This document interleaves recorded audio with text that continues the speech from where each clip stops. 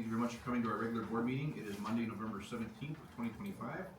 And Ms. Clark will take roll call for us. And first I would look for approval of the consent agenda items below that have items embedded for us, which include the approval minutes from the regular board meeting on October 20th, and the closed session on October 20th, the special board meeting on October 21st, the closed session on October 21st, the Board Academy meeting on November 3rd, the special board meeting on November 10th, and then the payment of bills, the employee resignations, the employee hires and contracts, the alternative open enrollment applications, and the Tomah High School ESS waivers. Is there anything that anybody needs to pull out for discussion? 2B, you need to pull out. Anything else? Otherwise, I would look for approval of A, C, D, and F. So moved. Motion by Teresa, do I have a second? I'll second. Rick can. All right, second by Rick. All those in favor say aye. Aye. Any opposed? Okay, bringing out payment of bills. Mr. Stevens, you got something? Yeah, to be, just for clarification, I see the FFA high school with a $19,000 deficit there. Is that we're paying forward for the coming event? They organize for the national gathering for FFA for all the area schools, and then we pay the bills out, and then they all pay us back. Okay. So in a couple months, that will all be All right, I just, not that's all I was there. thinking. Yeah. Thank you. Good. Yes. Can I get a motion to approve the payment of bills? So moved. Second? Somebody? I'll second. Second by Sue. All those in favor say aye. Aye. Any opposed?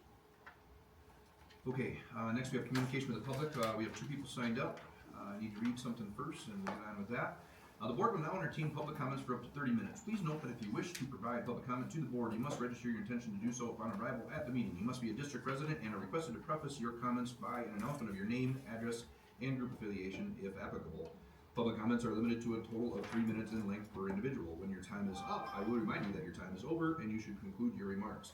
Participants must direct all comments to the board and not to staff or other participants. No person may address or question board members individually. Please note that certain subjects are not appropriate for public comment. Comments that are personally directed, abusive, obscene, irrelevant, or otherwise inappropriate are not permitted. If you make such comments, I will interrupt you and admonish you to refrain from doing so. If you persist in doing so, I will advise you that your time is over and you will not be permitted to offer further comments. All participants are encouraged to ensure that all information offered is truthful and honest. False statements or stigmatizing charges may subject the individual making such statements to legal repercussions, including, but not limited to, defamation claims. In addition, please note that our board has adopted certain policies regarding district management and the roles of the board and its administration play in managing the district. Therefore, please understand that if you may be referred to other district officials, it is apparent from your comments that you have not brought your concern to the attention of the right district personnel so that you can receive the assistance that you need. Finally, please remember that I will be managing this public comment portion of our meeting so that we can meet the objectives I have mentioned in this introduction. So the first person we have signed up is Mr. Vaughn Keel.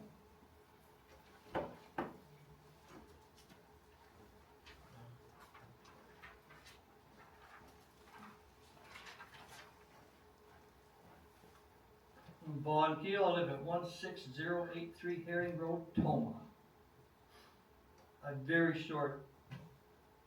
I've been listening to the radio about school board's plans on the radio, and I myself strongly believe that no referendum for any amount of money will pass at this time. Why not use the same process and see if we can come up with $2 million like we did for land? I also believe the public will not forget the monies wasted towards land when voting comes up in April. Thank you. All right, thank you. Next we have Sharon C.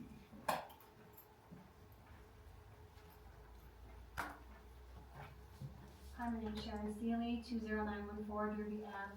I am an elementary teacher at Lemonwire and also Tomah Education Association Vice President. Just want to talk about item number 6A, one of the changes being proposed for the staff handbook. To my understanding and talking with some calendar committee members, they were told that there would be no full day grading days anymore. Especially teachers really rely on that time, whether it's a full day or a part of the day, to get a lot of things accomplished. removing that would be really tough for all of us. From my understanding is that the calendar committee was told that in lieu of that full grading day, that they would have half a day for PD and half a day for the grading time. And that would be an understanding that the principals would be aware of. And so I was, kind of quizzing, kind of questioning, like, why is it being removed totally from the handbook then, if you're gonna have some time for grading? So then I was like, so if you think about it, principals and administration are gonna be aware that they're supposed to have a day for this. It needs to be in writing somewhere, so it is, people are held accountable for making sure teachers do get that time for their grading part. The other question I have is what happened to the handbook committee? Why does it no longer meet, why is it not around anymore? Thank you for your time.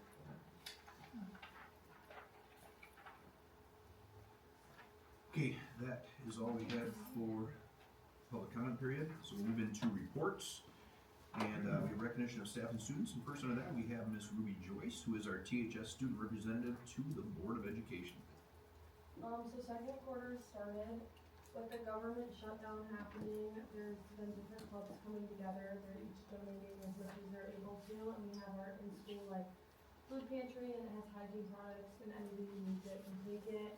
And then as well with that, we also have Rachel's Closet still, so if they need clothing items, they're able to take it. Each club is putting in the money they're able to give out, and then they're gonna create care packages with food for students who need it over the holiday breaks, knowing that they might not be able to get that. Then this month is Mental Health Awareness Month, so Student Council has started a thing called Kindness Clothespins, and they're starting it tomorrow. So everyone in Student Council decorated little pins, and then you clip somebody's jacket or sweatshirt, and it's a compliment. And then DECA just left for their overnight emerging leadership conference, and that's a couple days, and then Thanksgiving break is coming. Very good. Thank you for all that. Good stuff happening at the high school. Thank you. All right, next we have the Tomah High School FFA program update with some thoughts about the National FFA Convention, their Parley Pro workshop members that they recently attended, and upcoming FFA events.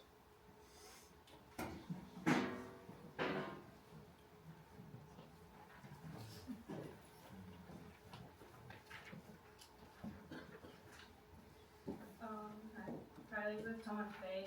We've been really busy working on different events, trips,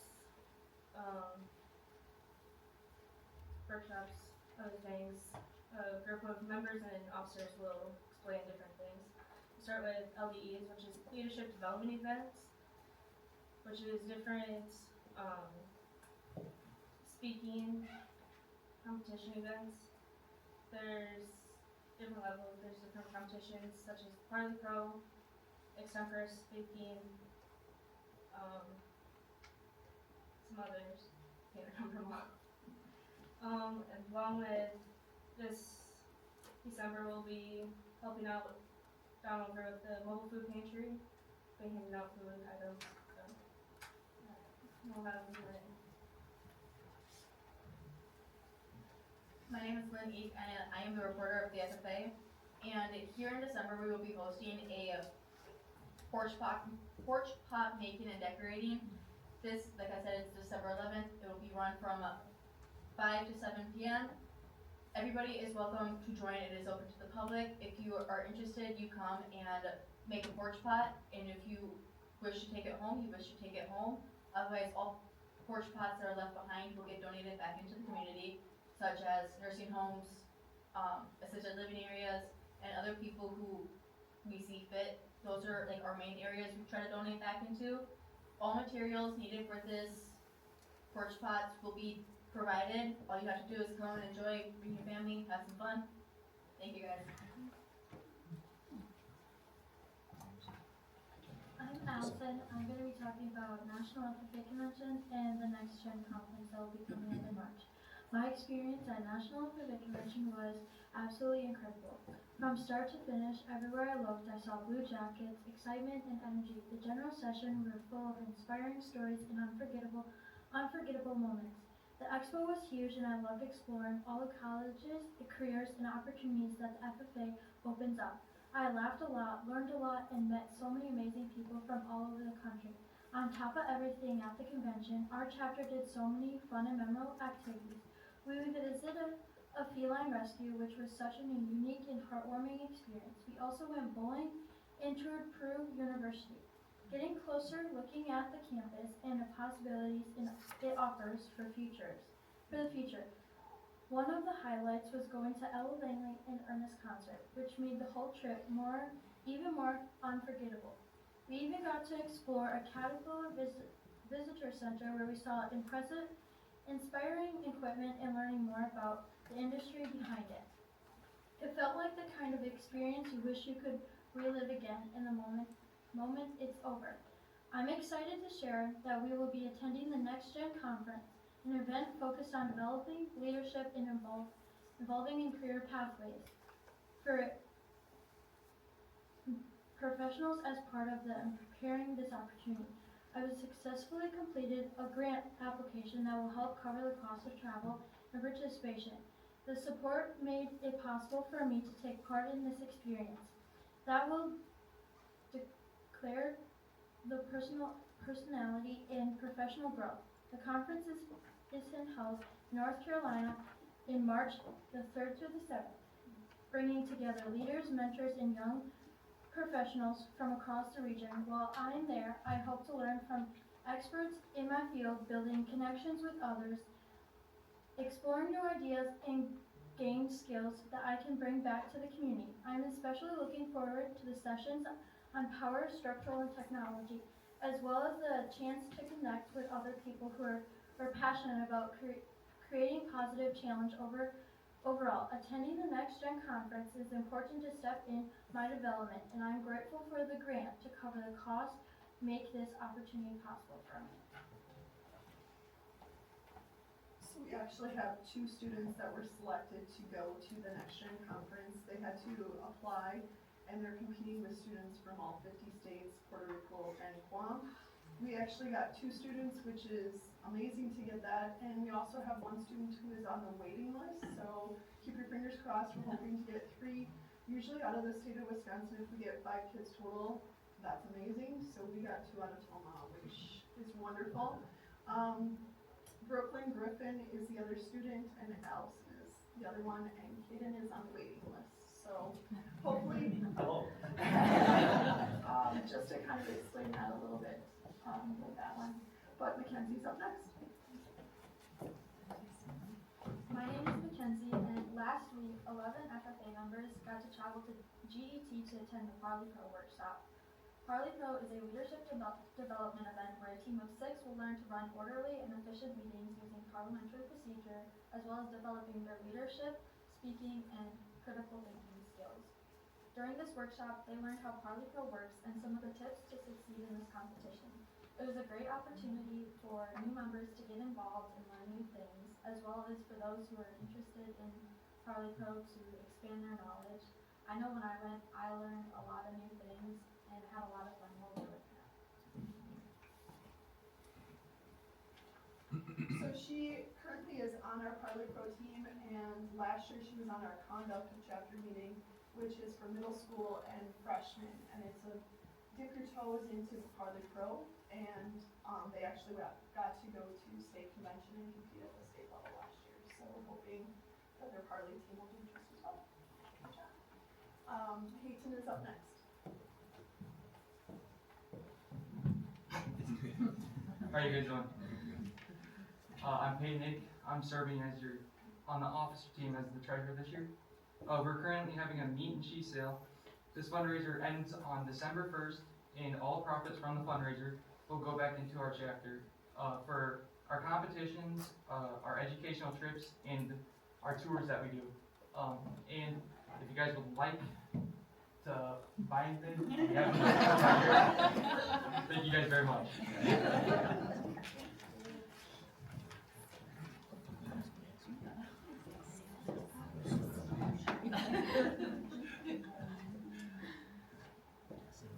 Alright, so good evening, I'm Caden Fravel.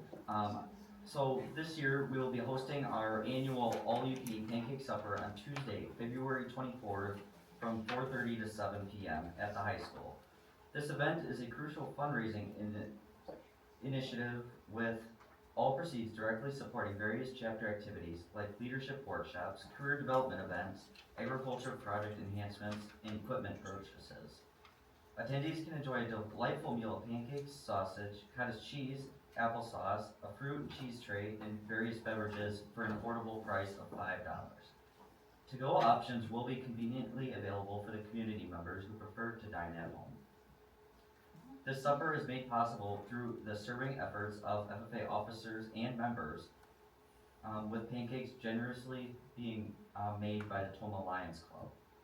Beyond fundraising, this event serves as a significant opportunity for community engagement, fostering strong relationships between students, the school, and the broader Tomah community. Your support will be invaluable in ensuring the continued success of these essential FFA programs and community connections. Thank you for allowing me to share about this event this evening and what Tomah FFA has to offer for the community. And we hope you are able to attend. And again, it is on February 24th from 4:30 to 7. And Dr. Lee has guaranteed there will not be a snow day on that day. In the past, we've had it rescheduled a couple times due to snow days, but Dr. Lee is banking on no snow day that day. Will you be reminding us in February? Yes. Okay, thank you. We will. Addie's up next. Hello, my name is Addie Gerke. I'm a senior and I'm currently serving as one of Tomah FFA's vice presidents. Almost forgot what my job is for a minute. So I'm going to be talking to you about the drive that we're going to be doing during December. So as Tomah FFA, we always try during December to do some sort of, sometimes it's a clothing drive, it might be a canned foods drive. However, it is really difficult to do that because a lot of pubs are trying to help out the community by doing drives like that. And through my trip to state convention last summer, I learned from the lacrosse FFA chapter that they do a pop tab drive. Does everybody know what I mean when I say a pop tab? You know, off the camera. So for anybody that doesn't know, McDonald's actually takes donations of pop tabs, and I'm not sure quite how the process goes, and I wish I would have researched it before I came, but they do it in a way so that they can use it to help community members and just people all around. And I found out that lacrosse does a drive for that. So I'm trying to incorporate this year a pop tab drive through Tomah FFA, and how we would do it is each Timberwolf time at the high school will have their own little container, and whatever Timberwolf time at the end of the month before we go on to holiday break is going to get an incentive, and we haven't quite decided on it yet, but hopefully it's going to be donuts. And so just throughout this month, we are going to be collecting pop tabs. So if you know of anybody that goes to the high school and you save your pop tabs, make sure to give it to them so that they can donate it to our cause. Thank you.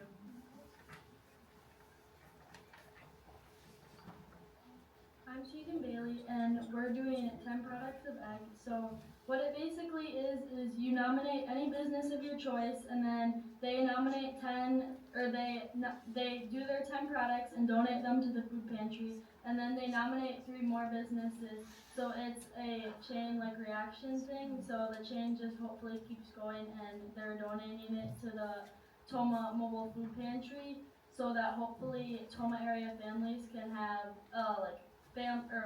holiday dinner for their loved ones or whatever during the holiday season. So it's actually Neighbor to Neighbor is where it's being donated to. And so Select Sires has donated 12 gallons of milk. So that would be that part of the meal. And then it lists off, and with all of the items, it would make for a full holiday meal is what it is. So we're hoping to have enough sponsors to do at least 25 meals in the community.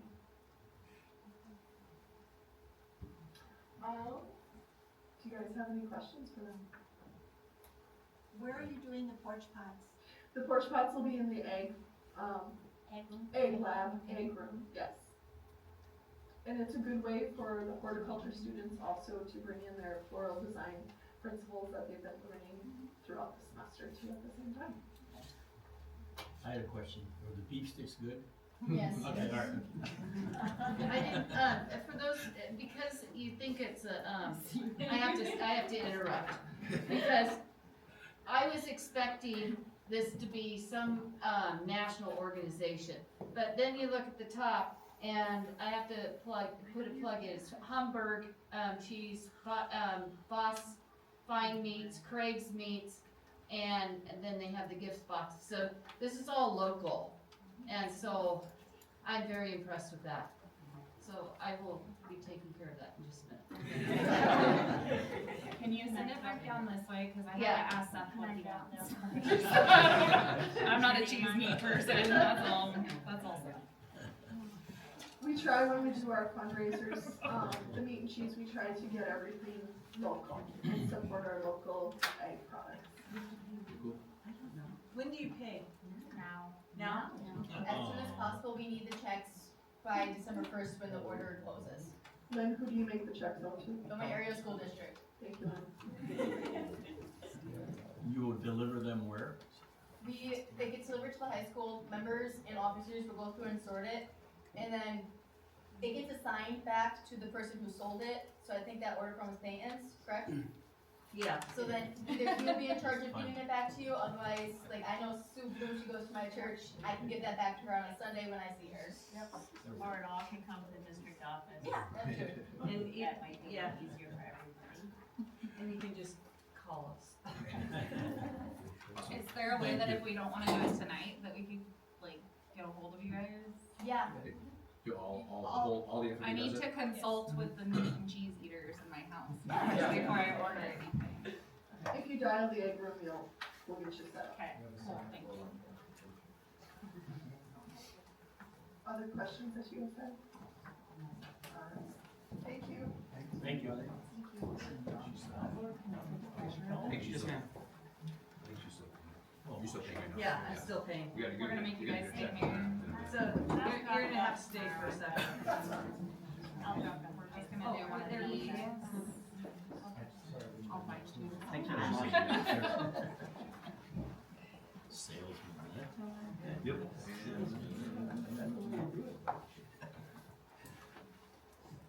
Okay. You get that in a minute? Alright, sounds good. Alright, next we have district strategic plan initiatives and student achievement, and under that we have the 2024-2025 Tomah High School Advanced Placement, our AP program, with Miss Kathy Brookman of the Tomah High School and Dr. Chai Lee from the Tomah High School Principal.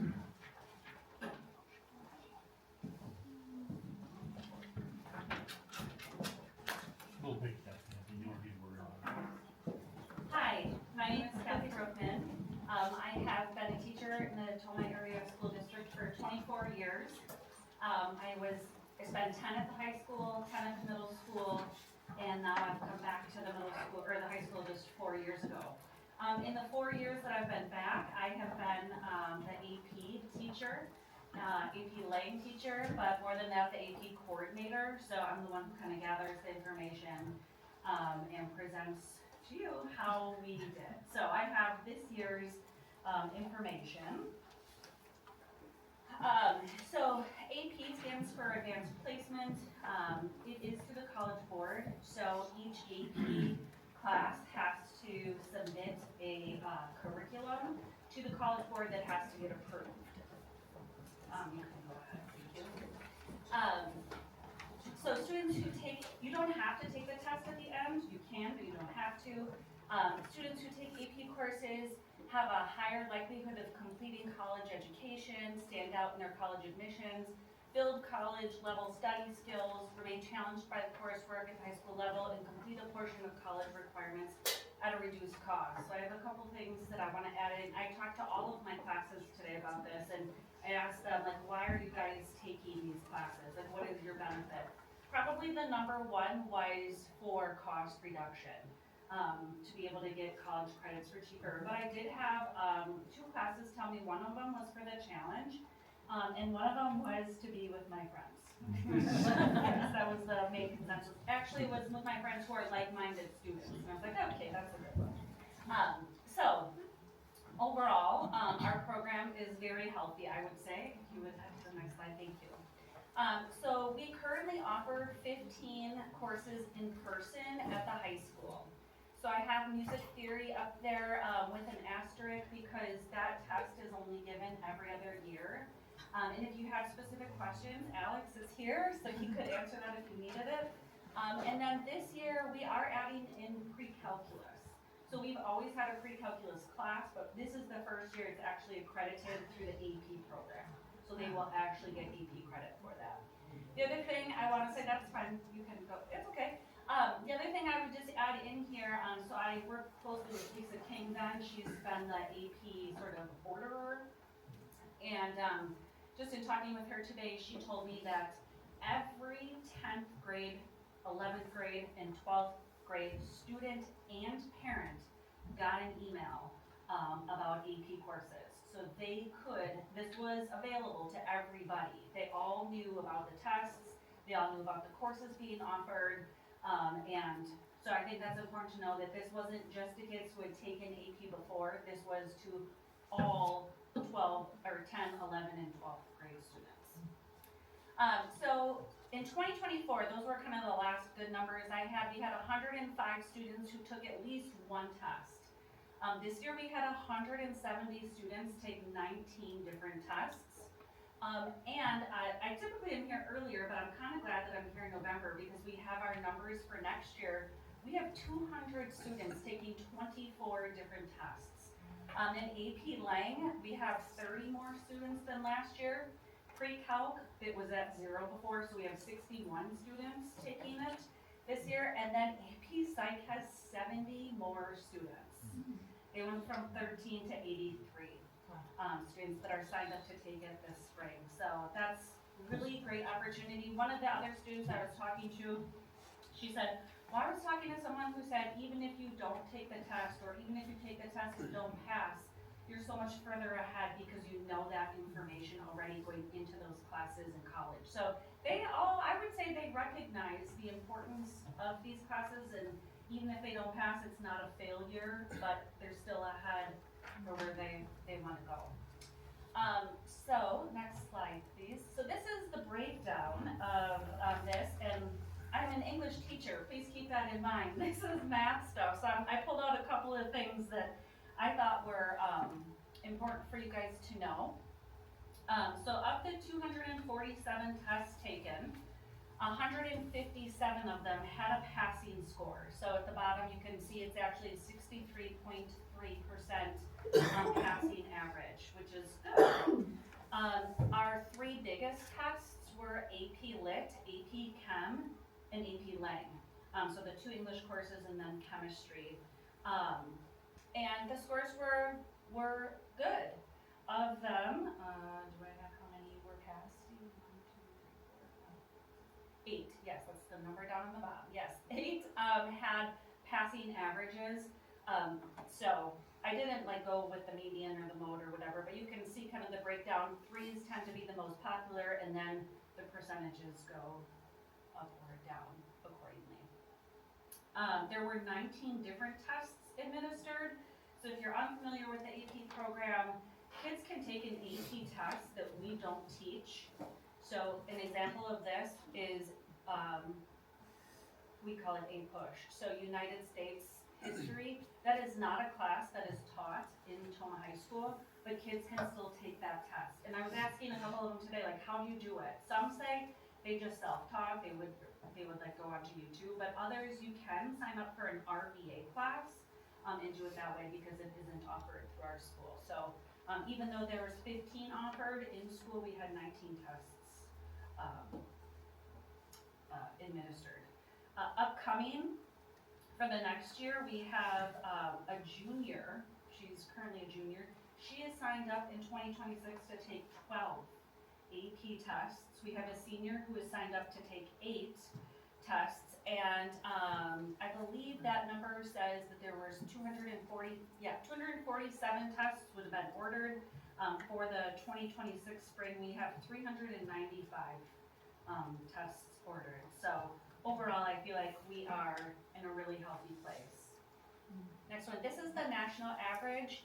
So we, these are the national percentage of passing. Passing is a 3 or higher, so 3, 4, or 5. Of those 5, we were above the national average in drawing, AP Lang and Comp, Human, Geography, Statistics, and Computer Science. I would say the Computer Sciences, there were only about 3 people who took those tests. There were 2 different computer science quizzes, but it doesn't matter, they still did great. So, that is where we stand. We're excited for the future. It is a little overwhelming maybe sometimes because everybody has left. The English department is like a lot of new people, so I have a new lit teacher. We have 2 new AP sophomore and AP freshman teachers, but we work together a lot. We use our collaboration time. They know what we need to do or what they need to do to introduce concepts to us. And so I feel like vertically we're aligned pretty well, and I look forward to seeing what's going to happen in the future here. Do you have any questions or comments or concerns to share about the AP program? Okay. I want to say that with my short time here, the Tomah High School students are very, very talented. You will see a lot more heavy promotion of college readiness in the future. I think we can do a lot more to really show our students that they can. We need to build the confidence level for the students. And I want to decorate our high school a little bit more with college information, so students walk into a door, they'll start seeing that this is a college-ready high school. So it's gonna be a lot more like that in the upcoming year. Also, every time I meet parents and they say, my kids may not go to college, and I say, that's not my decision. My decision is to get the kids ready. And if they decide not to go, I want to make sure that they know why they don't go. It's not because they just can't go. And so I'm going to do a lot of promotion for our students so that you will see. And every day the students say, everyone here is a scholar. And I say, absolutely, you are a scholar. Some of you just have to work harder. Scholar doesn't mean just don't do anything. So I want to support Kathy by saying that, yeah, we have students who are doing so well. We can do a little bit more to promote our students. Is there questions for, yeah? If I can ask why, about the music, why it's only every other? So what I do is the AP exam is offered yearly through College Board, but I offer the course every other year because in the off year I teach an introductory music theory course. For those, it's not AP, it's just 1 semester. And then, so I offer it both semesters, and then it's kind of like a prerequisite almost, not required to take it before, but if you did well in that course and you really like that material, then I encourage them to take it the following year for AP. It's such a fast-paced course. It's one of the most difficult exams to pass. There's a whole written part, there's a part where you're listening and then having to answer questions, and then you do have to sing into a computer and submit that. So does it give you, because I had music theory in college, does it give you where you have to write the chord structure? Yes. As they're playing the chords? Yes, and a you full write harmonic exactly, analysis. okay. Yep. It's difficult. Yeah. So we do offer it every other year. Yes. Okay. Any other questions? Anything else for Kathy? Thank you. Okay, thanks for the info. Thank you. Yeah. Okay, Alex didn't go very far hopefully, and next we have consideration of possible approval of the Tomah High School Band Department request for out-of-district travel for the New York City trip, December 26th through the 30th of 2026. Administration highly recommends approval. Thank you all so much for being here tonight. Perfect. Hello, everyone. My name is Alex Connector, band director at Tomah High School. I'm joined by Jen Schroffnagel, TMS and THS band director as well. As Mike said, we are here to request the board's approval for out-of-state travel. We'd like to take our program to New York City next school year. We do a large trip every other year. As you might remember, last trip we went to Orlando and performed at Disney and Universal. It was a fantastic trip. And so we wanted to share a couple of highlights that we have planned as far as what that might look like. We would travel during winter break next school year. It'd be between the Christmas and New Year's holiday in that week. So there would be no missed instructional time, which we value, simply because it is a lot of logistical work to make sure we get them caught up when we get back, and semester ends when we come back from break. So I want to make sure we're watching that. So we thought perfect time to travel. It's also a perfect time of year to visit New York. We'll be visiting a couple of places. One of them being Rockefeller Center, the giant tree with the ice skating rink, so they can have those picture-perfect memories. Jen will talk about a couple of the things that we actually have planned. We always have a few fundraisers that we do in the band department. One of them being our Racine Danish Kringle fundraiser. They offer us a nice return on every Kringle, about $6 to $7 per Kringle, and profit goes back to the kid. And then we do a few others throughout the year. Right now, based on estimates, it would look like it would be more cost effective to once again fly to the city. We would then take coach buses to our hotel, which we're looking at through our company, Bob Rogers Travel. We would stay in Manhattan at a hotel. What that would do is that would let us use New York City transportation to get to places, and we would not have to have coach buses for the time that we're there, with the exception of one day when we plan to have a workshop at Yale University. And Jen will talk a little bit about some of those pieces. It's amazing what busing costs right now, right, Mr. D? But coach bus in specific is very, very expensive. And it's a little bit more cost effective per student to be able to utilize an airplane. So we do want to do that, not to mention the benefits of time. It cuts down significantly by about 20 hours on the commute there and back, which is great. Regarding price, it's looking like it's a little bit over $2,000 per student. We came to you now because we want to have the approval to go ahead and start talking about this and raising those funds with over a year to go for families to be able to afford that. And we do have a really awesome, it's a new sort of portal that they have through this company where you can make monthly payments towards your trip, almost like just a monthly bill that you have. But it doesn't, cost $2,000 at one time. It breaks that down throughout the year, which is a big ask of high school kids. So again, we do try to create some opportunities for them to raise a lot of money to be able to offset some of those costs. So Jen's got a couple of the highlights that we're planning on maybe doing. Again, this is a year out, so they're still up there in the sky, but a lot of high school bands have done these things and have great success.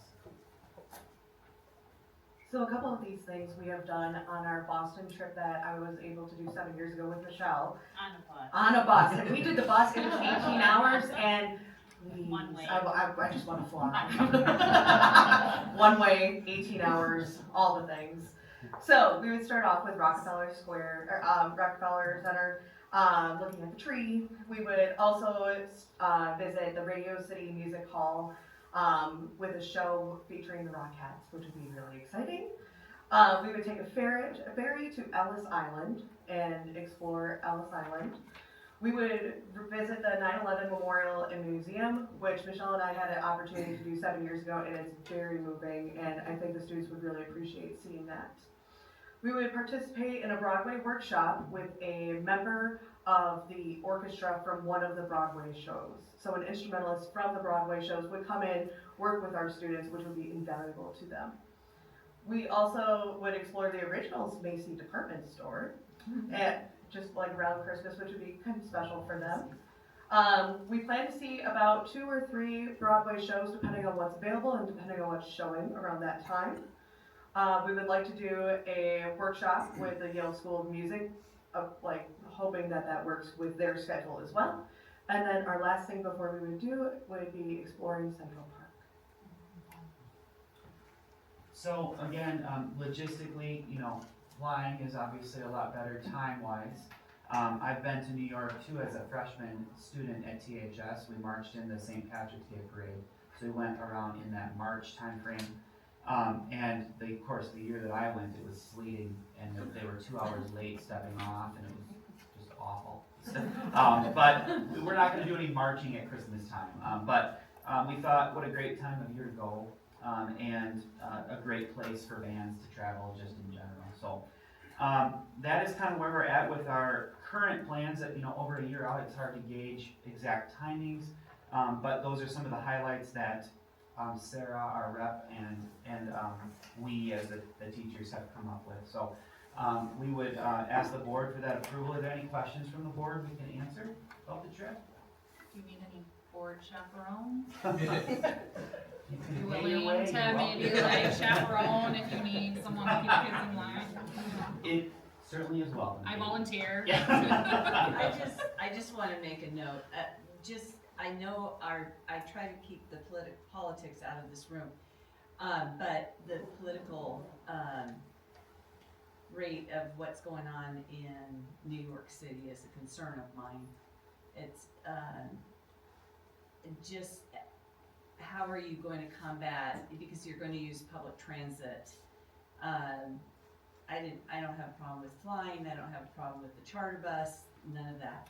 But, what are you gonna do when you're in the subways and, especially with some of the crimes that have been committed lately and of keeping these guys safe? Well, and that's a concern that Sarah, our rep, had brought up and that we too share. Basically at this time, what we're doing is we're just watching. We're watching and seeing, what are some of the things that are happening. With it being over a year out, we have some time, some buffer to really analyze that. One of the options is if we do feel that there's a real safety concern with using a subway or a bus or even just walking around, is that we can bring those charter buses back onto the table. And that's something that we certainly could do. It does add on a lot of time. Turning right in New York is not an easy thing. I remember when we were there and, one driver gets out and stops traffic because they have to back up and turn again. It's just horribly stressful. But it's certainly on the table if that's gonna prioritize our kids. And so we'll watch that. That's something that we've also thought about.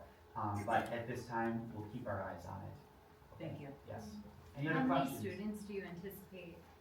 Well, it can fluctuate. Today, we have 130 in our program at the high school, and we estimate that's gonna go up based on middle school numbers. So I would say anywhere between 100 and 120 would likely be that final number. So almost a whole plane. Yeah, well, you can get a charter. Any other questions for us? To put that a little bit more at ease, what's the chaperone student ratio that you usually do? We usually try to say between 8 and 10 per one chaperone is what we go for. And really what we did in Orlando that works so well is, each child knows who their chaperone group leader is. And so when we travel through the airport, it worked slick. It was like just a bunch of little families going through, right? They were all with their parent, and we didn't have to navigate 100 people going through TSA at once. It worked very, very well. She was first, I was last. Almost didn't make it on the plane because I got flagged. But everything was great as far as logistical pieces with that large group. So it was great. Any other questions? I would think that would help with the safety as well, because you'll be in little mini pods, Yeah. big pods. Not gonna have a herd. Right. Right. So, I'll make a motion to approve. I'll second. But I do require that you report back. I mean, I know it's not for like another year and a half that you would report back, but we always like to see pictures. mission achieved, absolutely. Okay. Thank you, everybody. Got a motion by Katie, a second by Teresa. All those in favor say aye. Aye. Any opposed? All right, thank you both for coming and presenting. Good luck for the next year. Mhm. All right, next we have service to the Tomah community, and under that we have a briefing from Colonel Shayla Baez Ramirez, who is the garrison commander at Fort McCoy. Sorry. Good evening, everybody. How's everybody doing tonight? Thank you, Dr. Hanson, for inviting us here. I'm accompanied by Sergeant Major Riddle. Sergeant Major? Sure, I'll introduce myself real quick. Yep, so I'm James Riddle. I'm the Garrison Command Sergeant Major for Fort McCoy. I have been there for 6 months and 2 days now. It's been a blast. We're having a great time. My wife's a teacher over in Sparta.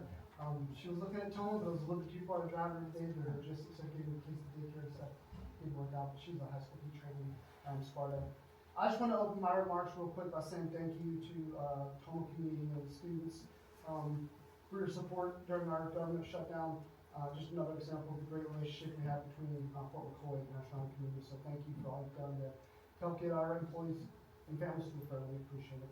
And then last, I'll make a plug for our ski hill. Our Whitetail Ridge Ski Hill opens December 26th, so contradictory to the FFA, we are hoping for some snow days. The 26th of December. They offer lessons. You can do everything from snowboarding, skiing, and tubing out there. Thank you. All right. Yes, our ski hill is open to the entire community, so you don't have to be a service member to utilize the ski hill. So everybody's invited. A couple of other announcements that I have for Fort McCoy is the first thing that I like to do today is I really like to thank the district and the teachers. You guys are a super important part of educating and supporting our military children. And like everybody, might be aware of, our military children sometimes go through so many moves and so many things. And, coming to a district, coming to a community, and having all that support behind them is very, very important. And the Tomah community does that very, very well. The next thing that I like to do is I like to talk about a couple of announcements. Between now and the next, I would say probably 24 months, Fort McCoy is going to have a couple of organizations that are going to be moving to the installation. So what does this mean for the school district? We probably will have between 100 and 150 families moving to the area. And a lot of these families, of course, are coming, with their children. So this represents, a big jump for both, school district, because when we get new personnel from McCoy, typically we have a 50-50 ratio between Sparta and Tomah.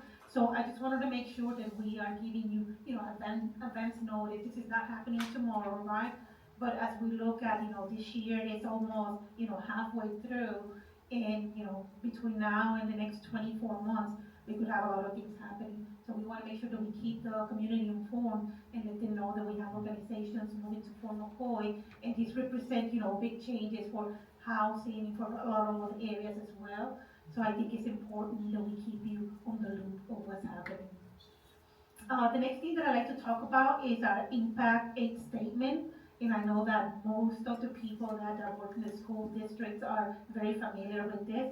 But for those who might not know, anybody who has a child that their parents either worked at Fort McCoy, military members, civilian, or contractors, can turn into the school district their Impact 8 statement. And what this Impact 8 statement does for the district is federal funding gets assigned to each one of those districts to help you to buy computer equipment, to help you to do anything that you need to do to improve the school. So this is very important. At Fort McCoy, we encourage, all of our employees to turn in their documents, but we really like to ask the school district, this is for your benefit, right? So we wanted to make sure that everybody turn in their documents, because this is a win-win for everybody.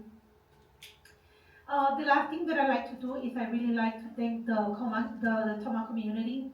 The last couple of months, I have gone through some challenging phases in my career and my personal life, and the Tomah community was very, very supportive. So I like to thank everybody. The truth always prevails, and things always come to light. So I really like to appreciate all the messages, appreciate all, the phone calls and everything, because the community was really, really supportive, and I truly appreciate, the support that I received from everybody. Thank you, Dr. Haynes. Thank you. Thank you for your update. Thank you for what you do. Any questions from the board? You can let your families know that Tomah has a junior ROTC program that started as that. And it's Army and not Air Force, so. All right, thank you so Sounds much. great. Thank you very much. Thank you. Okay. Yeah. Next we have acceptance of gift of money and or materials. Thank you, Mr. Chairman. We've got quite a few here, and always very excited for the strong levels of support from so many in our community. For the elementary school, a donation from Smart Sand in the amount of $250 to the from the Warren's Cranberry Festival Link, to our middle school band, $262.70. From Oakdale Electric Roundup, a donation for our transportation assistance at $350. Our kindest community donations are to Tomah Middle School Web Program, $500, to the Tomah High School DECA program in the amount of $500, Also from Kindness Community, donations to Tomah High School Link Crew, $500, and to Amy White's classroom for $500, as well as our Krejci Fund for school lunches, $1,000. $2,000 donation to our elementary Kindness Rachel's Challenge from the Kindness Community Donation. That is fantastic programming at the elementary level there. We also have a lunch account donation from Jody Connor in the amount of $1,000. To the Wyville Playground donation, Tomah Lions Club, $1,000 for their playground at Wyville. And from Maplewood, 2 donations of $500 to the Tomah Area School District, an aggregate amount of $8,862.70. Sounds good. I'll make a motion to approve the donations. Second. Okay, a motion by Heidi, a second by Teresa to accept those as presented. All those in favor say aye. Aye. Any opposed? Alright. Thank you to Very all those good. donors. It is incredible. After the fact, whatever. Former, Oakwood Terrace. Oh, manufactured home. Sign.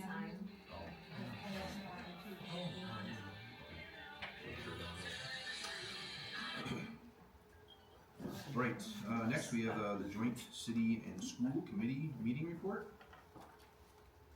Yeah, we, Go ahead, sir. I was No, just no, gonna no. say we had our second meeting with Spencer. Thank you so much for briefing on that. yeah, we met, again, we're trying to maintain some relationship with the city and develop one, because it's been kind of null and void for a while. Met the first thing, election of officers, Mitch Kale was the elected chair, and this other guy, Mike Genevico. He wasn't there, so he was I couldn't make it. I was doing the favors. vice chair. That's why it's nice to meet you. Yeah, Nick Morales then is the secretary. Most of the discussion was really around the crossing guards, and we had discussions about that, and the city had 4 for $24,000. We were talking about assuming some of those and to make them employees, the one. They're meeting, or they met this weekend. We'll know more as to what they came up with, because we'll see if they, the city wants to continue with paying them, or whether they will allow the Tomah Area School District to have them become an employee rather than pay the city for that. No further person. The other thing that came up, that was very interesting too, a stop sign over on Clark and Monroe. And it's, well, one direction, boy, there's nothing. You know, you have a crossing guard, so the suggestion was to put a stop sign so you have a 4-way stop. And I know they were gonna have a meeting, we don't know the results, but they were gonna have a meeting in regard to that, see if that could be done, and if it was approved, they would do it right, you know, as soon as possible. And I think that's a great idea. We then talked about meeting structure and schedule, and we're gonna meet again on January 14th, and then we'll make some determinations to the frequency in that. And I think it's just a good meeting. There are several council members there, we have the chief there. I just think it's good, something we can just kind of go on. Good, thank you for that update. The only thing I would add is the crossing guards, that more than likely is gonna be removed from their budget. And there are just some crosses where we have literally hundreds of kids that cross that we're either gonna have to pick that up. Well, we don't really have a choice, we have to. Well, I think the whole thing was, let's see what they came back with, because they do have it. And then we can leverage that and say they become an employee versus. Right. So, yeah. Alright, thank you. Nothing under future focused. Next we have workforce engagement. And under that, first we have the 2025 American Education Week, which was November 17th to the 21st right now. This week, we want to thank all of our district employees, and just like Colonel Vice Ramirez said, you know, our teachers make it happen, our support staff, transportation, every operational area, custodial, maintenance, administration, our substitutes, just everyone is just doing fabulous work. to support our students, support our organization, and supporting our community. So this week is a celebration of that, and we look forward to other celebrations throughout the year as well. You read a letter to the editor that was nicely written too, thank you for that, right? Yes, yes. Yep, yep, thank you for putting that in. Heartfelt, Yep. great work. Thank you. Yeah, and thank you obviously to everybody that he mentioned.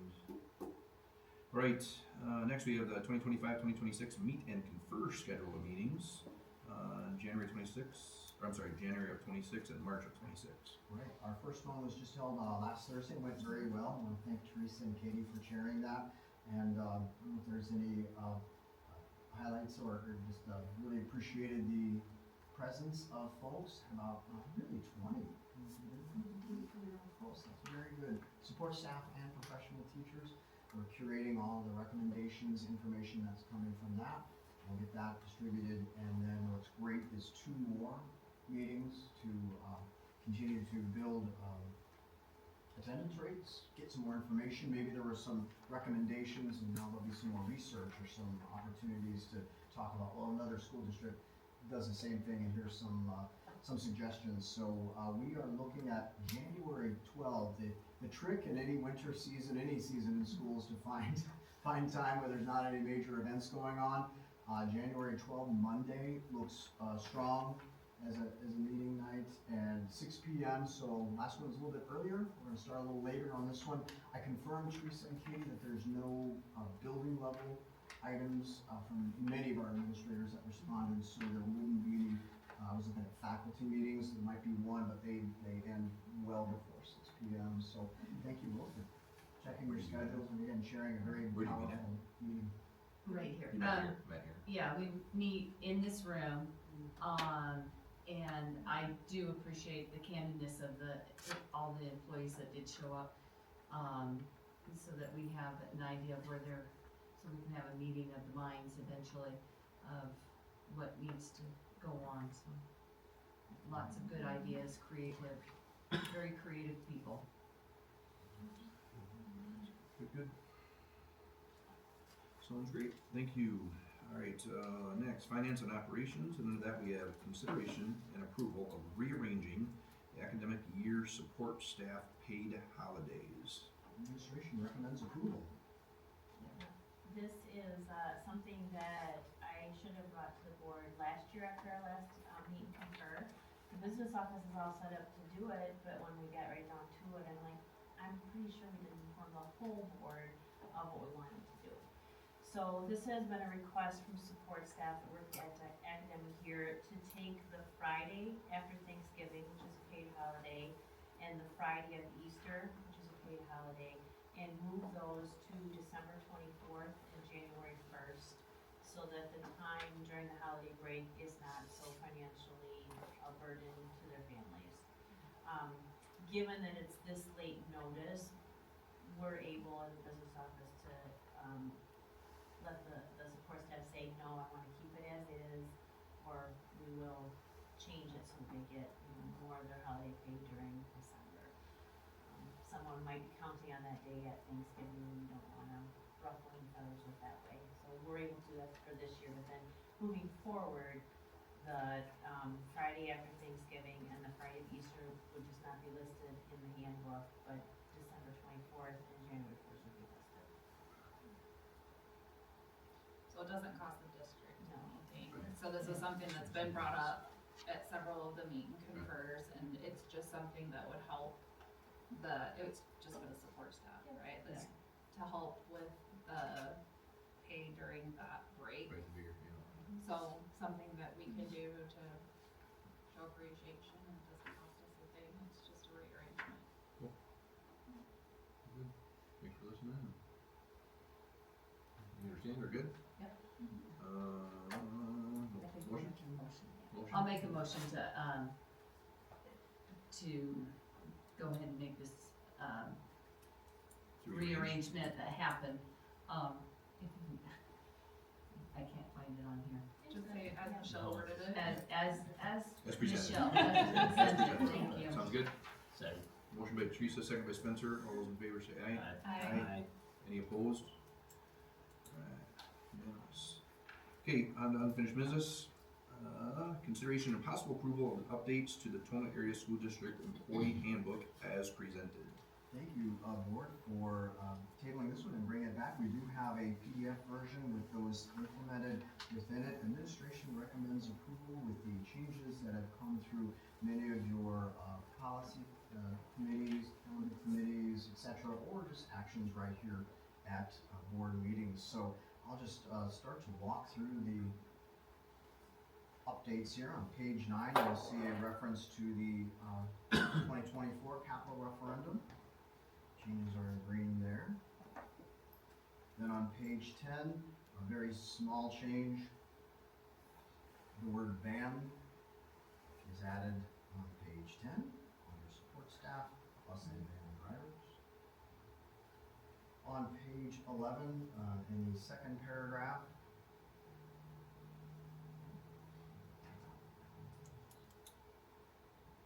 plus any relevant training days has been added.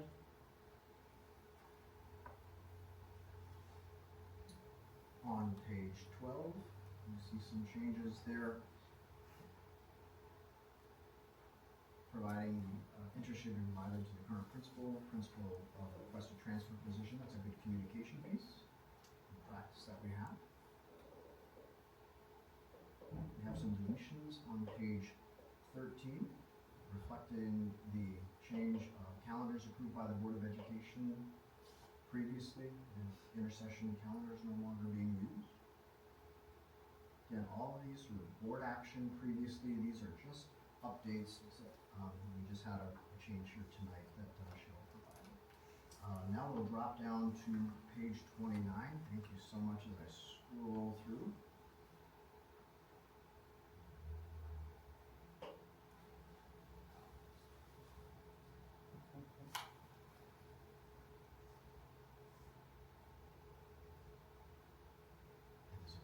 Document. All right. We no longer use Frontline. We use Google Docs now for our educator evaluation.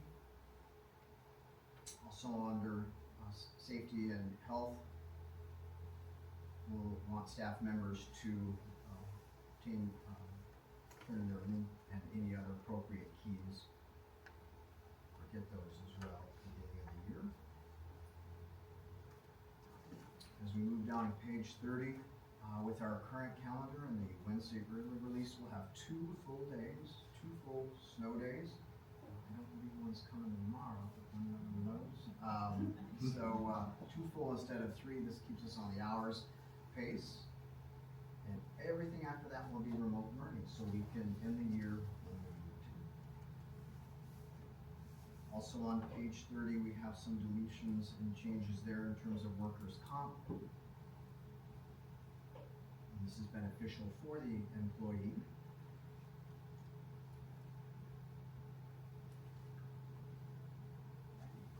And over to page 32, 33, student supervision.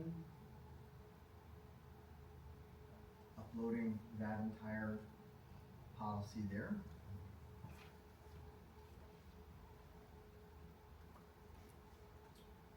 Then over to 30, sorry about that. We've got all duties, staff members in the performance of his or her duties, they hear or receive threats or evidence, would turn in that as required.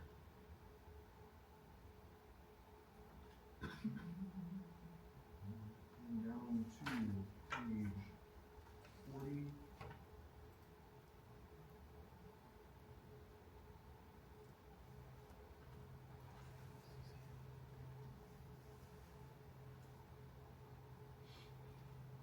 We have taken out the stipend numbers there. They'll be reflected on Schedule B. Schedule B is what that would be. Go to 45. Oh, 42, excuse me. So, while there are no grading days on the calendar, there are professional development days. There is time scheduled for grading.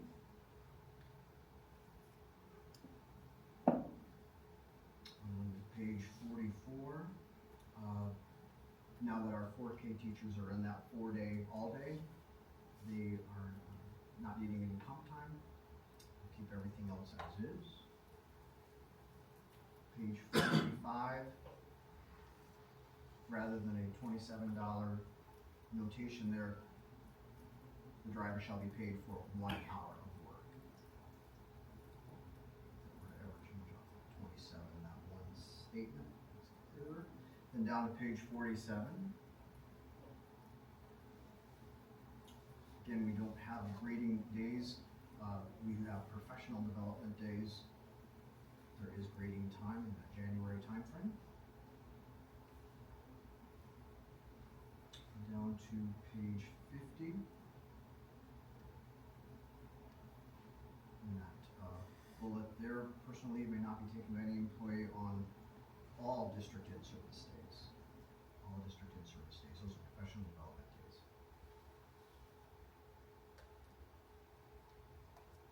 So practice. Then we move down to page 52. And you'll see the changes to support staff days. And then thank you very much for approving the other changes just made today. We'll get those updated in the handbook. And then our compensation models are changed each year once we finish negotiations, and we did finish negotiations for 25-26, so we just need to put the 25-26 salary compensation model for teachers, as well as our support staff, and then we've added the cycle L in there as well, and then here would be the support staff. Excuse me. Yeah, sorry, Schedule B's are there. Support staff wages at the end. So you did we've got the updated athletics within the Schedule B and activities. This is a long section here. Thank you for offering many, many different opportunities for our students. There's the bowling, our wrestling for boys and girls that have been changed.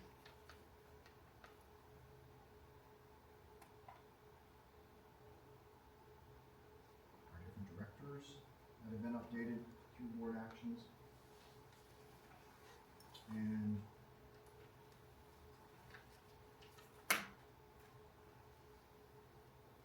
Act 20 that went in last year, and here's your support staff wage and staff schedule.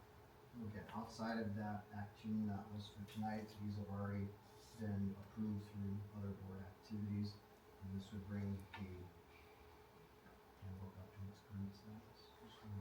And I just went right through the last board meeting, which is still posted the list there, so this is the PDF version.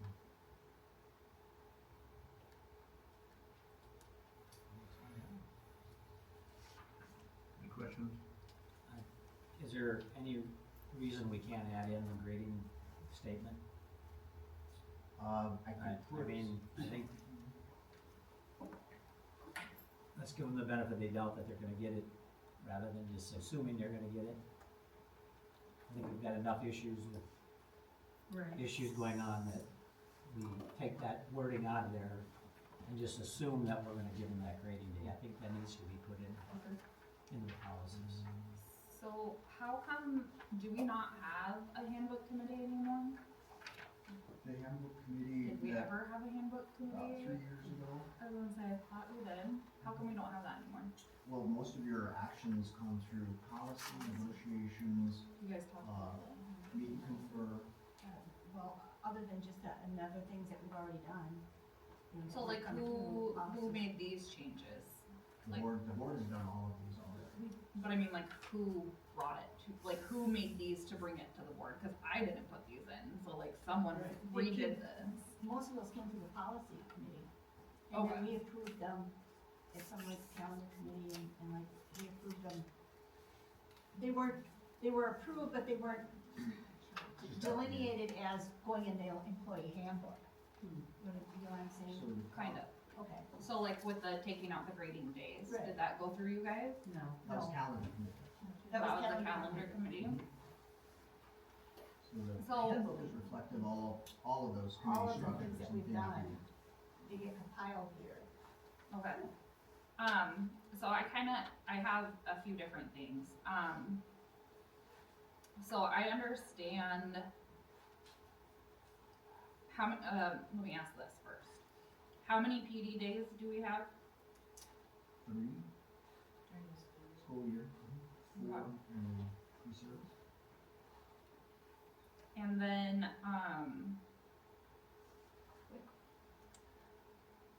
What is the Wednesday? Aren't those PDs? Those are collaboration days. Okay. Early release Wednesdays. Okay. so the PD days are part of the PLC, correct?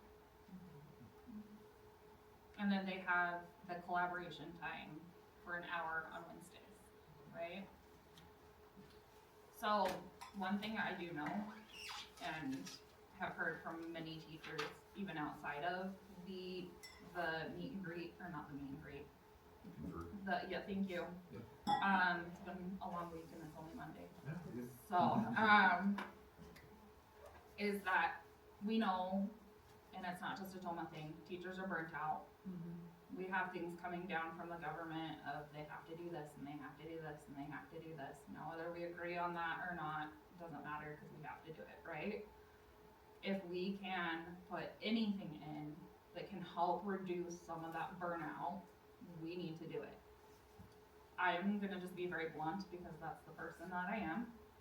I'm a huge supporter of the PLC, but if it gets to the point where the PLC is not doing what it's supposed to be doing because teachers are required to be doing more than they should be doing and it's not beneficial, then we need to take another look at the PLC.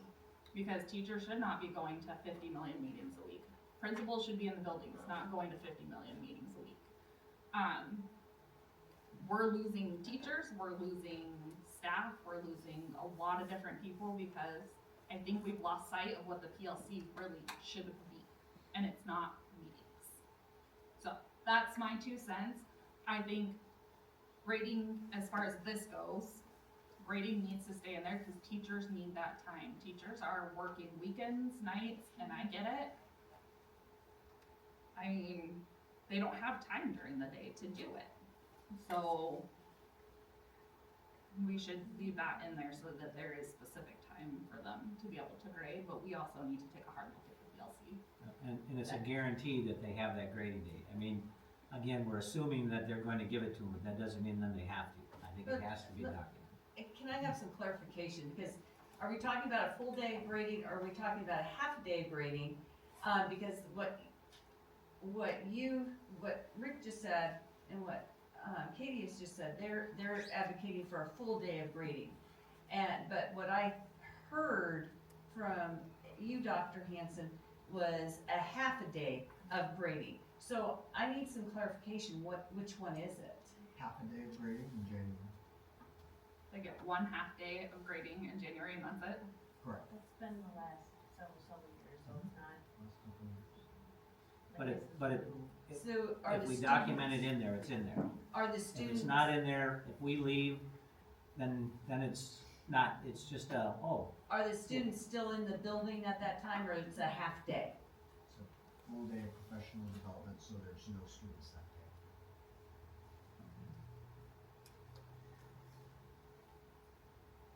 You can't give them an extra half day off, have the students come in for their required minutes and then, Both calendars and are then already set. half that day We're not for really the talking other about half. calendar right now, are we? Well, we kind of.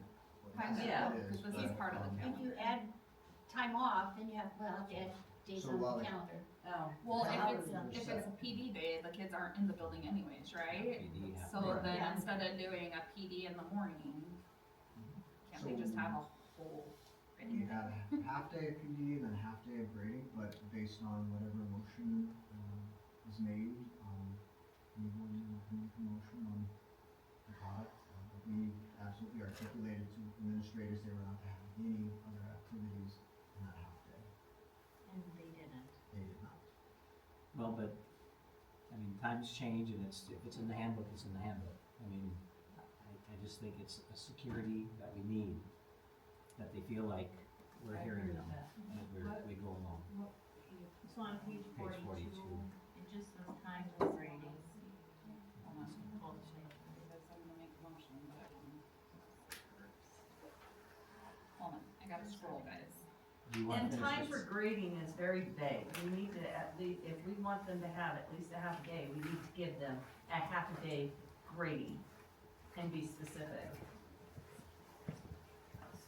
I'm gonna make a motion to give them a full day of grading instead of doing half a day of PD and half a day of grading. Adding another day to the calendar, It's or not changing like the a PD? Just changing, so like if they're doing PD half day and then grading half a day. Because this would make it so that they'd have 0 grading time. We can't, we can only change, procedurally, we can only change, the wording. We cannot procedurally change the calendar. It wouldn't change the No, calendar. she's saying take a PD day and make it a grading day. Okay. So the half PD, half I'm grading sure would be, that day is already lined up and set, I mean, the half a day is already lined up and set. Angie only has 2.5 days throughout the entire school year when everybody is available. Right, I understand that, but again, I think that we're putting PD and meetings and all of those things over teacher well-being. So I'm gonna come at it from a mental health perspective, that I think teachers are done, and listening to the meet and confer and talking to many different people, teachers are mentally done. Like they have to deal with so much. Giving them one full day for grading is gonna be just one thing to show them that like we care about them and their mental health, rather than saying you can have half day of grading but you still have to do half day of PD. Okay, so what we're looking at is the calendar, or not the calendar, but we're looking at the policy handbook, or the handbook for our employees. So page 42. on page 42, we can only eliminate that line or add a word, I believe legally, but we can't do a whole lot with it until it goes through its process. You can leave it in and you can We make can it so leave this that, in, yes, but I do think that I mean, if But you it's want me still to revise vague. my motion, I'll revise it and say, I make a motion to approve the handbook with striking out the grading time, leaving the grading time in. And then as a separate side note, this needs to come back to us because we need to look at that. Yeah. So the motion would just be to approve all changes other than to leave the time for grading in. I've got one other comment before we just go away from that. Oh, sorry, No, I got a little motion happy. But it's not on this one, but it was a remote learning. I've heard some concerns that like the middle school's not bringing their Chromebooks or whatever home with them, so will that work if we all of a sudden have a snow day that was not anticipated, and how will we do the, Let's do this first, and then talk that. what's that? Let's do this. I didn't know if we were just going away from this, that's why I didn't, okay, sorry. We can't, we have to concentrate just on this. I just have one concern, and maybe that ties into what you're saying. The effectiveness of PLC, we're gonna see the results down the road. And we've already, as a group, decided if it's not effective, then we would pull the plug. I mean, that was basically the conversation, but we have to give it time. And hopefully that will free up time, because they're gonna be dealing with all these issues, and just like the PBIS is gonna help structure that so that the teachers aren't as involved in some of those things. So I don't know, what is their time frame? How long is long enough? This is really new, and I'd like to see have a chance. I don't disagree with what you're saying. Let's just make sure we're on task, so that the people that need to be in the room when we're talking about that are in the room. That makes sense? Well, we've gotta make a motion on something today. Well, yeah, but we're just talking about There's a motion on the Right. floor, and it's just to leave that read in as is, is that correct? Yes, don't take out the grading. There'll be half day grading. So basically, these two phrases that say time of grading would just stay, or time of grading would just stay in. Correct. Okay, so a motion by Katie to that effect, I'll second that. second by Teresa. All those in favor of that motion, say aye. Aye. Any opposed? Okay. Thank you. And now the Chromebooks. Yeah, just a thought, as to where do we go from there? If they're not taking them home with them, how will it become a remote? We had some remote learning in the past, so once we get past 2, I send an email out to all the principals stating, be ready for, those times that we'll have something, so we just gotta. So will you send them home with them then after the 2? My kids just take advantage of I know at the middle school they don't. Mitchell, can you, tell me what, Or, I think, say again? We could report on that next. I think so, because that's certainly something that was brought up in me, and if the board is saying there's no more remote days, I will have to add days to the end of the year, so we'll just go with that. Yeah. Let's add that I have to a- I have the a board question accounting for you. discussion, I think that's a great idea. what was that last motion? Can you read it back? The last motion was to approve the handbook updates as presented, except for page 42, leaving the end time for grading in. There was one more reading. It is referenced, yes, one more time on page 47,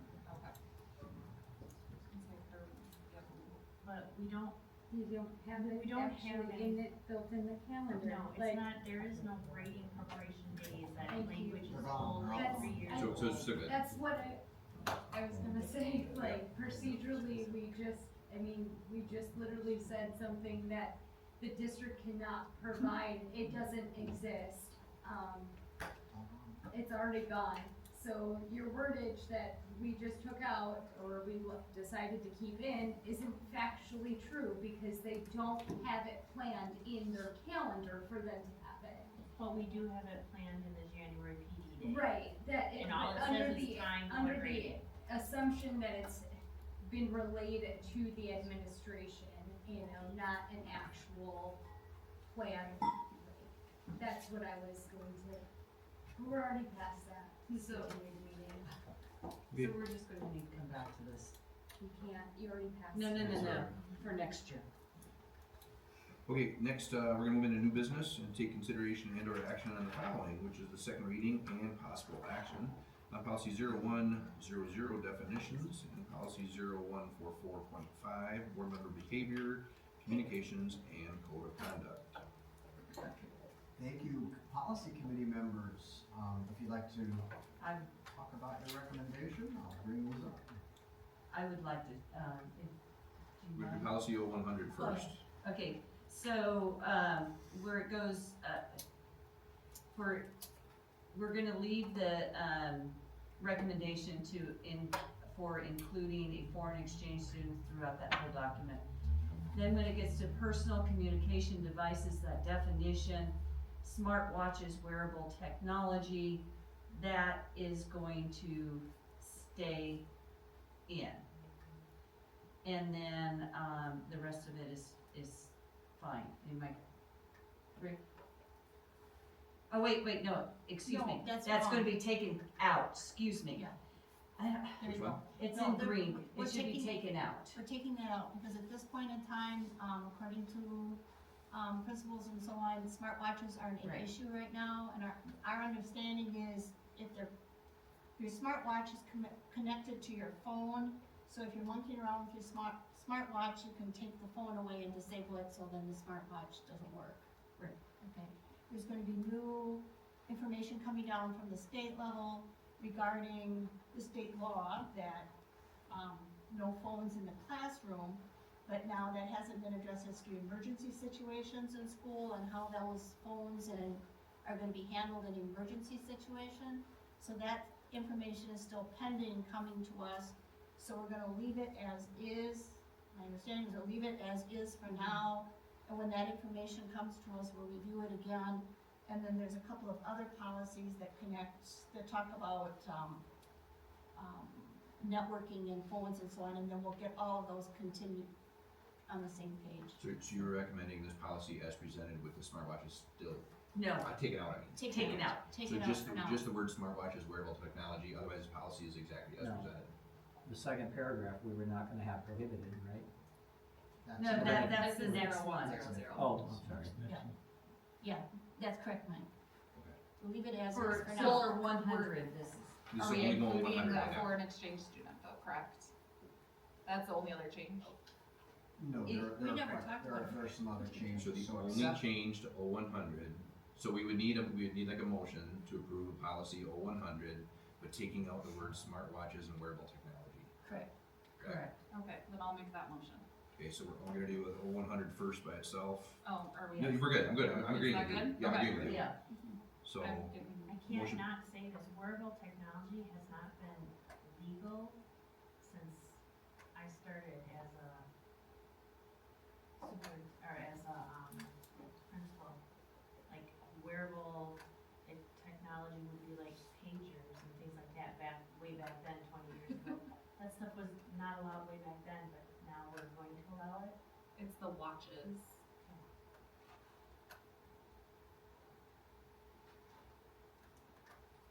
okay, motion by Katie, is there a second? I didn't hear. I'll second it. Second by Teresa. All those in favor say aye. Aye. Any opposed? Nay. Okay. Okay. Okay, 6-1 on that. All right, next then is policy 0144.5, board member behavior, communications, and code of conduct.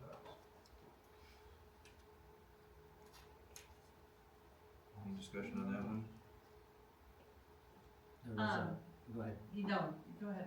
Well, we just talked about we thought the word on the second paragraph, you know, it should be avoided is what it did read, and they put in are prohibited, and we thought that was a pretty strong word for, you know, kind of how it's written out or whatever, and we just thought that prohibited seemed like it was a little bit harsh for that, so we decided that we would leave the should be avoided in as presented. And, they made the suggestion, the Neola made the suggestion of reputation. And that was the other caveat that was an issue is the word reputation or, so leaving that out of it. So leaving reputation or, this is the second paragraph, reputation or, and are prohibited. Leave that completely out and leave the policy the way it was written originally. That's that paragraph in that policy.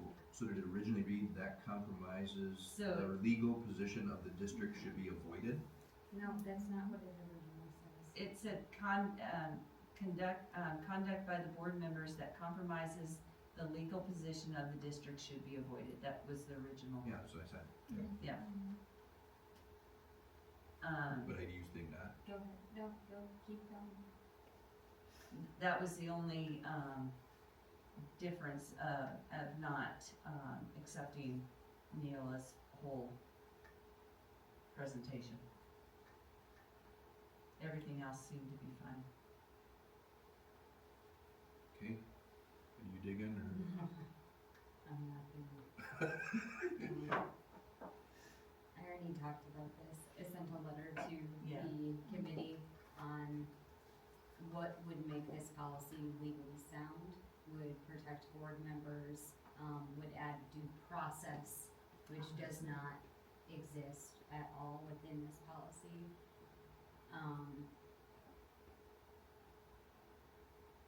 Yeah, I'm disappointed.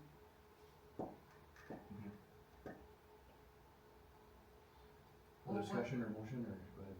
Can Heidi tell us what her suggestions were? 'Cause She had in that letter that she sent She- to all of us. Did you not receive the letter? You did not receive the letter? Can you? that's what I was like, what is? So you didn't receive the letter? Everybody got, It only went to the policy committee members, Oh. that was it? No. Did it go just to the policy just committee? policy, yeah. Oh, okay. Okay, I was Oh. gonna say, I didn't get it. Everybody was asked to turn something in, so. Oh, that's right. It was, Heidi addressed it the last meeting when we did the first read, so a month ago, in her, comments. So I don't know if am I able to pull up the letter so that the rest of the board can know, or be refreshed on it, Well, what Was I, Heidi is, Heidi it can shouldn't? say in her comments if Yeah. she wants to, I would think, if she doesn't. then- At this point, what's being presented would be what we can only vote on tonight. The comments would go, again, as Dr. Hanson procedurally did, it would go back to the calendar, or excuse me, the policy committee for them to be able to make the changes on there. How this is procedurally written tonight, we wouldn't be able to discuss.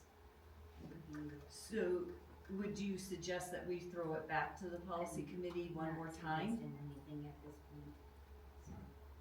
We could though. Yeah, we can. It's consideration, so it's discussion of it, which means that, because if we aren't allowed to discuss anything that comes to the school board, how are we gonna get anywhere? Like, we don't have to just vote yay or nay. We can discuss it, yeah. Right.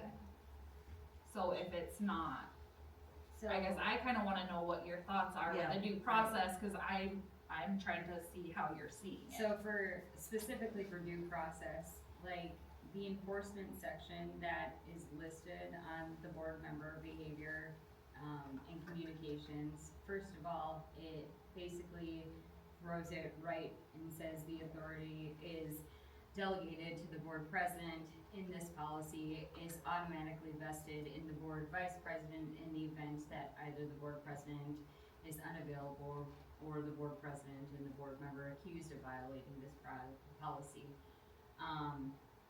And then it goes down into the qualifications, all that kind of stuff, but it lists the consequences for board members, as in you would have formal censure by resolution passed by the majority of the board in an open session, board removal, from committee assignments for the remainder of the year or until the following organizational meeting, restriction, referral, all this kind of stuff. So when I sent the letter to the policy committee, I basically was saying that there is no due process in this policy at all.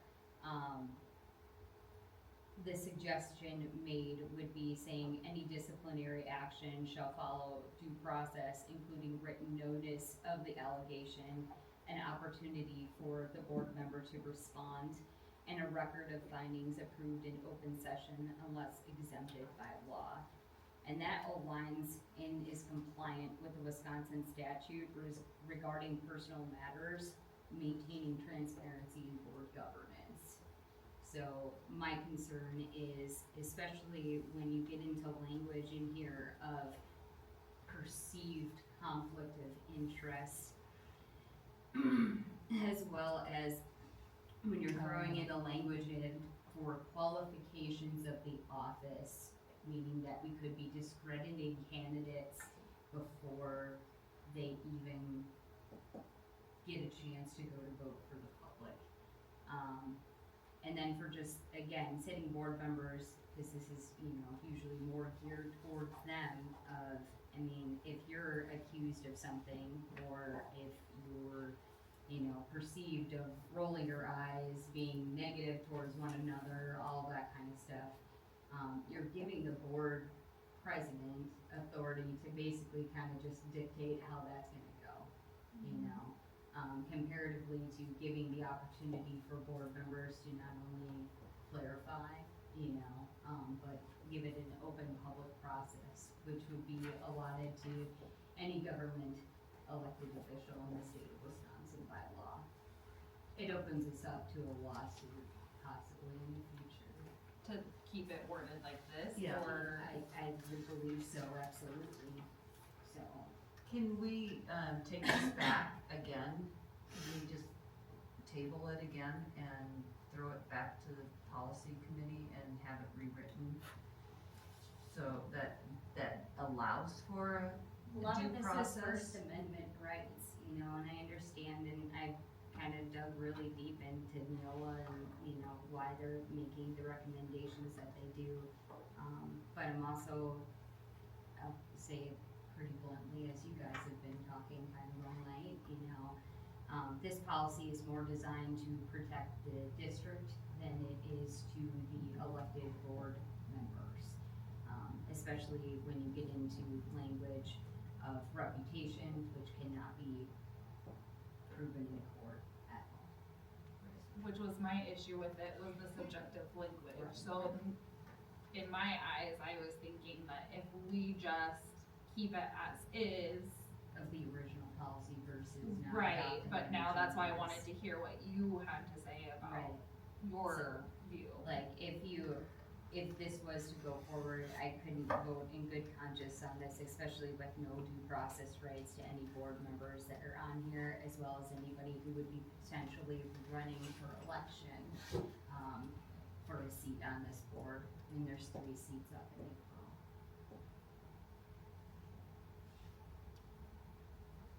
I mean,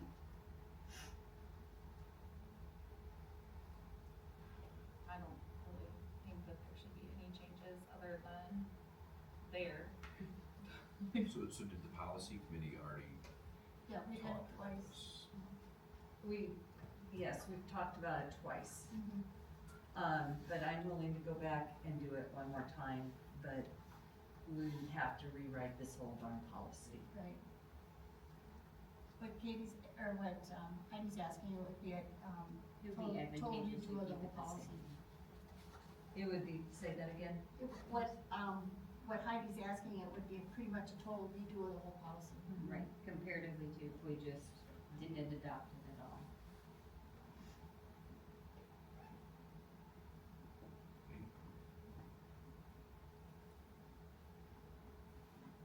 Anybody got an action? Can't think make we just any let it new- die. You can't make any new motion. So if there's no motion regards to it at all, And no changes have to. And it stays the same. this stays as was. As was, yeah. As it was. Okay. Okay. So if we'll just, Okay, anything further on this, or I'm gonna move on? Okay. No action on 0144.5. So next would be, consideration and possible approval of the Wisconsin Association of School Boards 2026 Delegate Assembly Primary Delegate and Alternate. In the past, the Board of Education President has served in this capacity. The board can nominate or elect anyone they wish.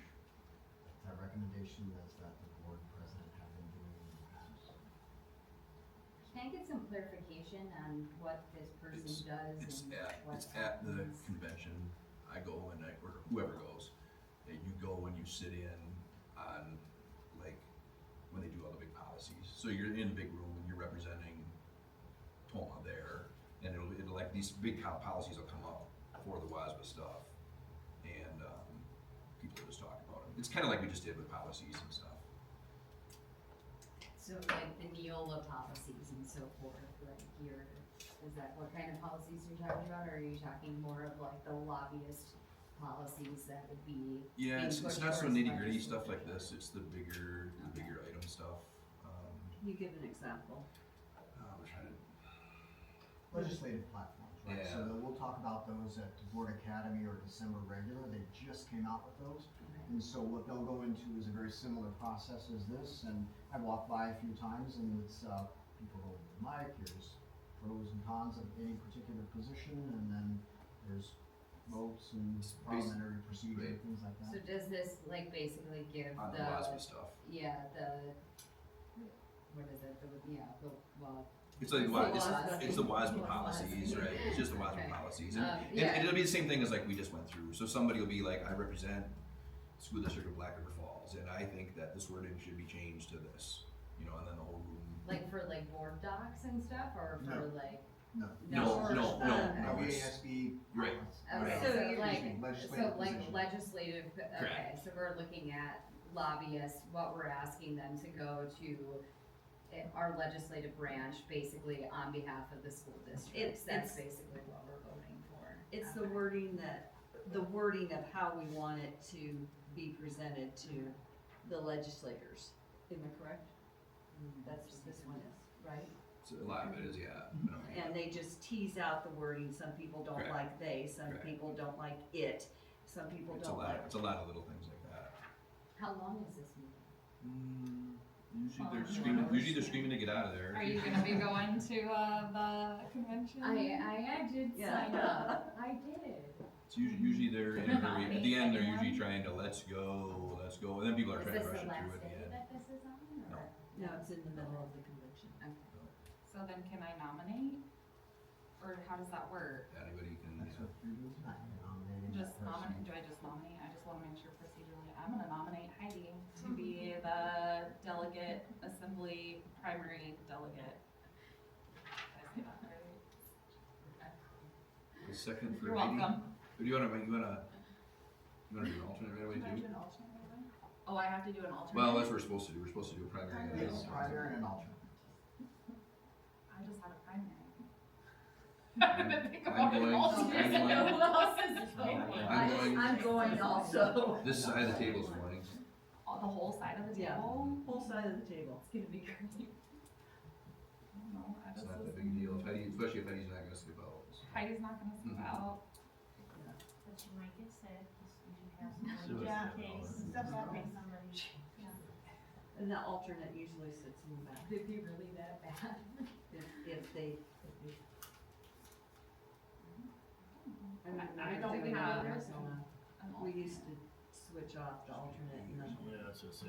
Okay, then You you have to might, go forward, as the, as the. well, you made a alternate. nomination for, Yeah, but I think we have to do 3 nominations, well, right? that's the So, point before you even go to Okay, the so I'm next gonna- alternate.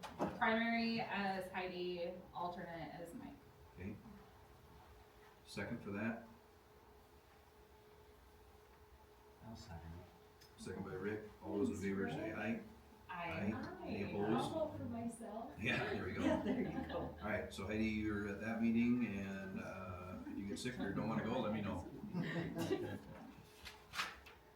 sick. It's not that exciting. No, as I recall, Now I can pick another session to go to. as I recall, they I owe you send a out coffee. a lot of items that they're gonna bring up for discussion. You will get, Narrow it you will get a down packet. even before Yeah. this. Dr. Hanson will get a packet that you'll hand to her before, usually, I think. Everybody will get that. Yeah, oh, yeah, I'll get that. Everybody gets it. You can walk through. Okay, next, consideration of possible appointment of 2 board members to serve on the prospective board candidate meeting scheduled for Tuesday, December 2nd, 2025 at 5:30 at the district office. You never know, we may have 0 and up to 5 or 6 attend, so just need 2 folks, 2 board members to, If you haven't done this before, I have, and I'm not saying I wanna do it. But basically you just sit there and if anybody comes in that's interested in being on the board and they have questions, we usually go through a thing that says, you know, this is how many meetings we have, this is the type of thing. And then people can just kinda, it's just kinda open, like, you know. I already they can ask you. volunteered for this, I already sent it. I wasn't So gonna did I. nominate you, I wasn't. Does it I've matter? had 2 emails. Heidi and Teresa, thank you for letting me know you're interested. I'd say it shouldn't also, it should probably, I don't know if it matters, people that are up for election, whether they were there or not, they probably, just maybe better that we weren't, I guess, I don't know. Oh, I think everyone's got good perspectives Okay. on what being a board member is. So what did you say? You said you already had 2 interested? Yeah, But thank you very much for reaching out. You 2? yeah. Okay, perfect. So Done. oh, I can understand the point, right? So yeah, so we'll just. 2 coffees. Yeah, so we'll appoint Heidi and Teresa are going to do that. Thank you very much. I didn't volunteer for that one. Alright, upcoming events and activities are embedded. Yes, you bet. Thanks so much. A lot going on out there and, busy December as we head into the new year and getting into the WASB conference.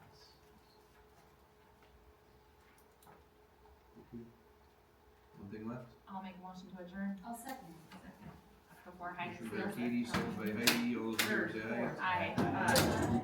Have a good Thanksgiving, everybody. A week away. Here you go, Michelle.